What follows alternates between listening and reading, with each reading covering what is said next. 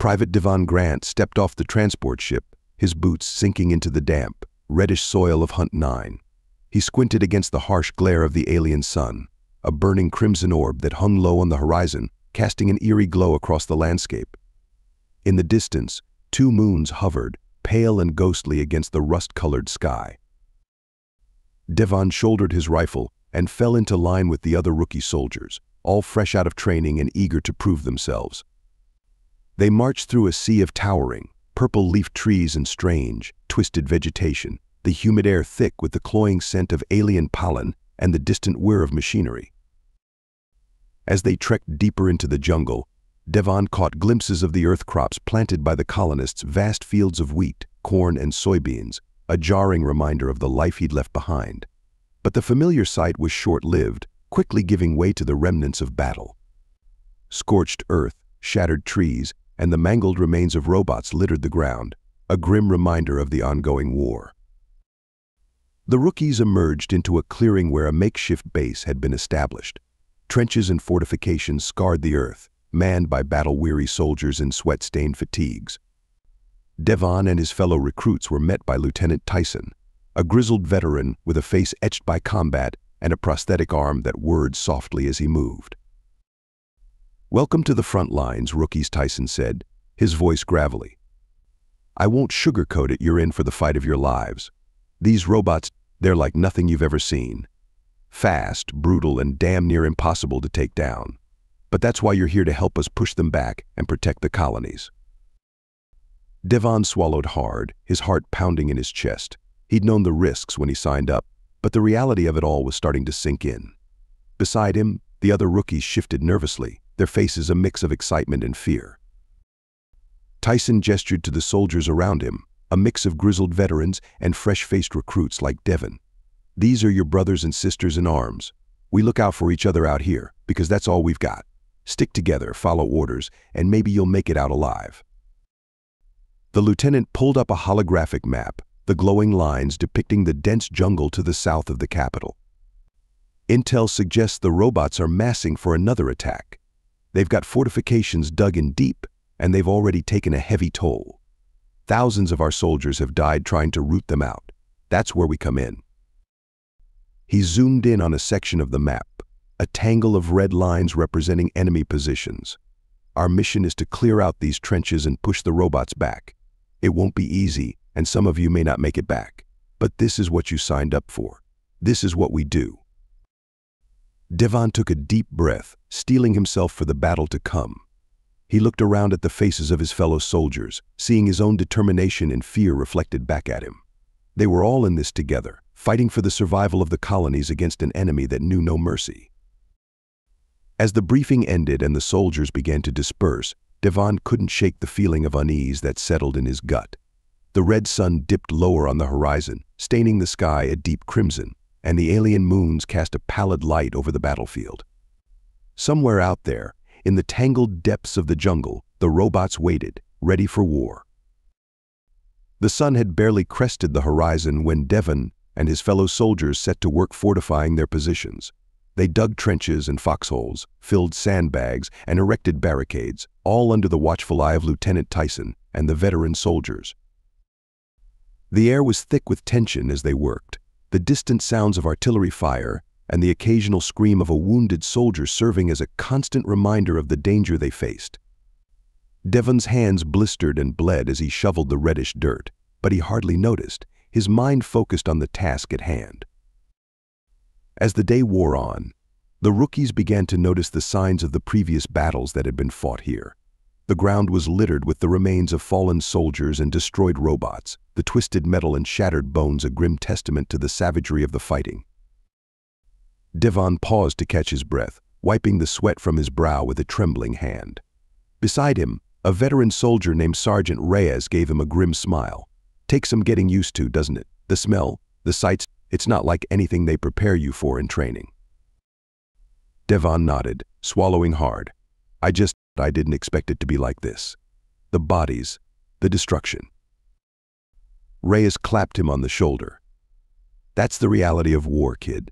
It's ugly, it's brutal, and it's unforgiving. But we keep fighting because we have to. Because if we don't, The robots will wipe us all out." As they talked, a strange silence settled over the battlefield. The distant sounds of fighting had ceased, replaced by an eerie stillness that set Devon's teeth on edge. He exchanged a glance with Reyes, who frowned and reached for his rifle. "Something's not right," the sergeant muttered.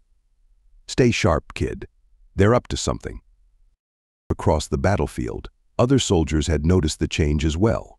They held their weapons at the ready, scanning the jungle for any sign of movement. Lieutenant Tyson barked orders, his prosthetic arm whirring as he directed his troops to take up defensive positions. Suddenly, a series of explosions ripped through the air, followed by a barrage of laser fire. Devon threw himself to the ground, his heart pounding in his chest as the jungle erupted into chaos. The robots had launched their attack, and the battle for Hunt 9 had begun. Through the smoke and the haze, Devon caught glimpses of the enemy.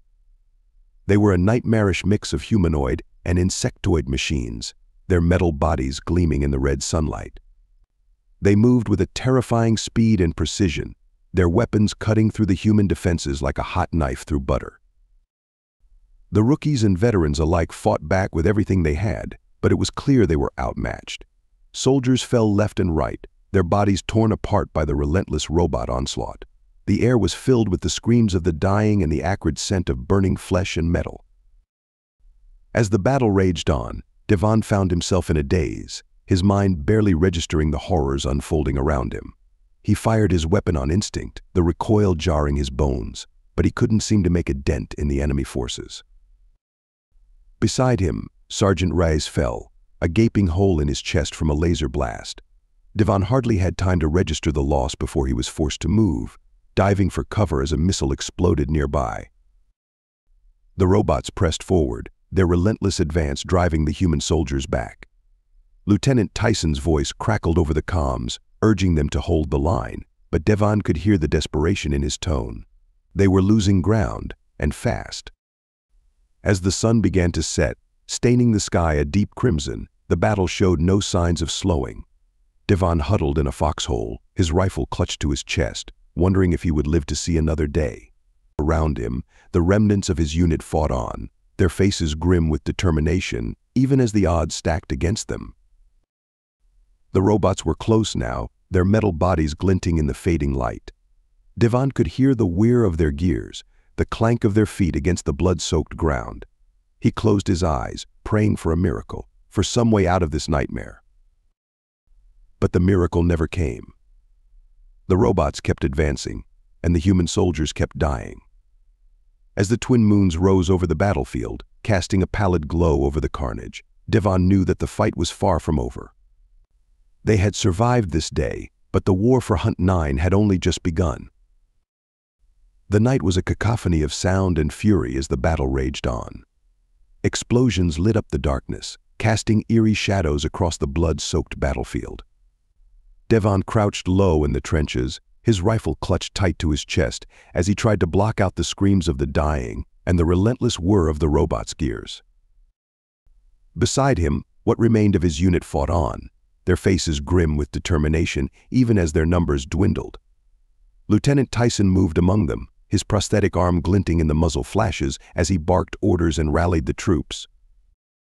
"Hold the line," he shouted, his voice hoarse with exhaustion and desperation. "We can't let them break through." But even as he spoke, the robots pressed forward, their metal bodies impervious to the hail of bullets and grenades. They advanced relentlessly, their weapons cutting through the human defenses like a scythe through wheat. Devon watched in horror as a group of rookies was overrun, their screams cut short as the robots tore into them with ruthless efficiency. He saw a veteran soldier, a man he had trained with back on Earth, fall to a barrage of fire, his body disintegrating in a flash of light and heat. The air was thick with the stench of death and the acrid scent of burning metal. The ground was slick with blood and oil, and everywhere Devon looked, he saw the broken bodies of his fellow soldiers. As the night wore on, the human situation grew more and more desperate. They were running low on ammunition, and the robots showed no signs of slowing their advance. Lieutenant Tyson knew that they couldn't hold out much longer. In a last-ditch effort, he ordered a counterattack. "We have to push them back," he shouted, his voice rising above the chaos of the battlefield. "It's our only chance." Devon and the other soldiers surged forward, their weapons blazing as they charged into the heart of the robot lines. They fought with a desperate fury, knowing that this was their last stand, their final chance to turn the tide of the battle. But even as they fought, the robots adapted to their tactics. They shifted their formations, bringing up heavy artillery and armored units to counter the human advance. Lasers and missiles rained down on the charging soldiers, cutting them down in droves. Devon watched in horror as his friends and comrades fell around him. He saw a rookie, barely older than himself, take a direct hit from a rocket, his body disappearing in a cloud of smoke and debris. He saw a veteran sergeant, a woman he had come to respect and admire, cut down by a hail of laser fire, her face frozen in a final scream of defiance. Still they fought on, even as their numbers dwindled to a mere handful. Lieutenant Tyson led the charge, his prosthetic arm a blur of motion as he fired his rifle into the robot ranks.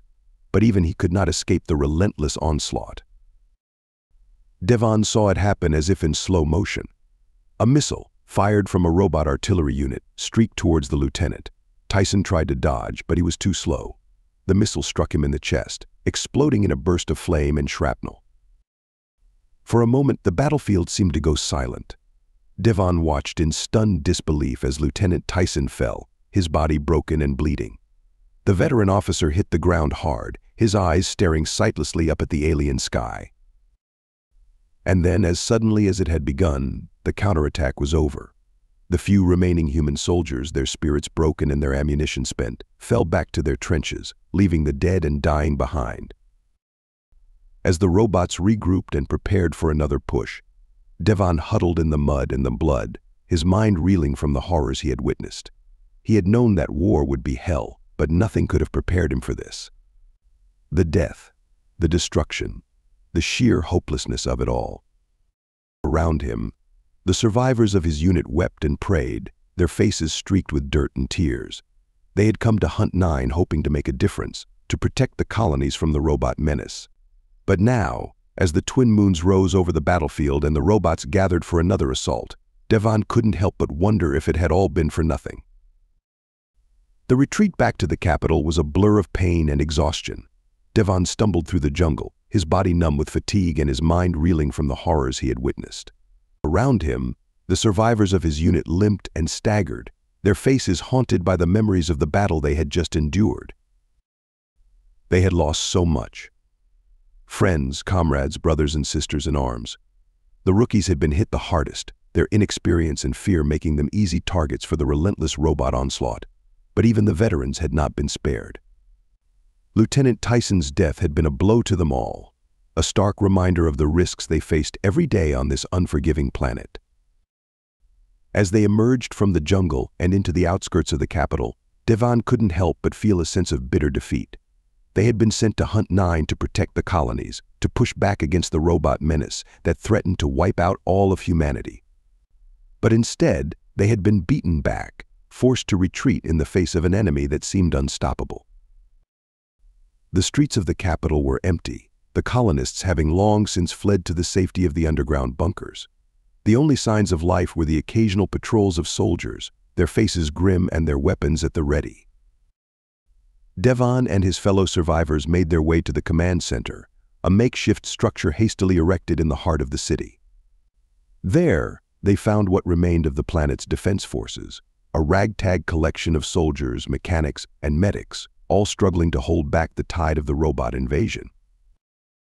As they entered the command center, Devon couldn't help but feel a sense of despair wash over him. The room was a hive of activity, with soldiers rushing back and forth, shouting orders and relaying reports from the front lines. But beneath the chaos, there was an undercurrent of hopelessness, a sense that they were fighting a losing battle. In the center of the room, a holographic map of the planet rotated slowly, the red markers indicating the robot positions growing larger and more numerous with each passing moment. Devon stared at the map, his eyes drawn to the spot where he and his fellow soldiers had made their last stand. The jungle was a sea of red now, the robots having overrun the human defenses and pushed them back to the brink of defeat. As he watched, Devon felt a hand on his shoulder. He turned to see one of the veteran soldiers, a grizzled sergeant with a face lined with scars and a tired look in his eyes. "You did well out there, kid," the sergeant said, his voice gruff but not unkind. "Not many rookies could have survived a battle like that." Devon shook his head, his eyes filling with tears. "But we lost so many," he said, his voice cracking with emotion. "Lieutenant Tyson, the others, they're all gone." The sergeant nodded, his expression somber. "That's the nature of war, kid. We all knew the risks when we signed up. But we keep fighting because we have to. Because if we don't, the robots will win, and everything we fought for will be lost." Devon wiped his eyes, trying to compose himself. He knew the sergeant was right. They had to keep fighting, no matter the cost. They owed it to the fallen, to the colonists they had sworn to protect, to the future of the human race. As he looked around the command center, at the faces of the soldiers and the medics and the mechanics, Devon felt a flicker of hope amidst the despair. These were his people, his brothers and sisters in arms. They had endured so much, had sacrificed so much, and yet they kept fighting, kept pushing back against the darkness. Outside, the twin moons of Hunt 9 rose over the city, casting a pale light over the war-torn landscape. Somewhere out there, beyond the walls of the capital, the robots waited, ready to strike again. But for now, in this moment, Devon and his fellow soldiers could rest, could tend to their wounds and mourn their fallen. The battle for Hunt 9 was far from over. The robots would come again, and the humans would meet them, fighting and dying and pushing back against the relentless tide. But as long as they had each other, as long as they had hope, they would keep fighting, keep struggling, keep reaching for the light amidst the darkness of war. Thank you so much for watching. Please be sure to leave us a like and subscribe too. We'll see you in the next video.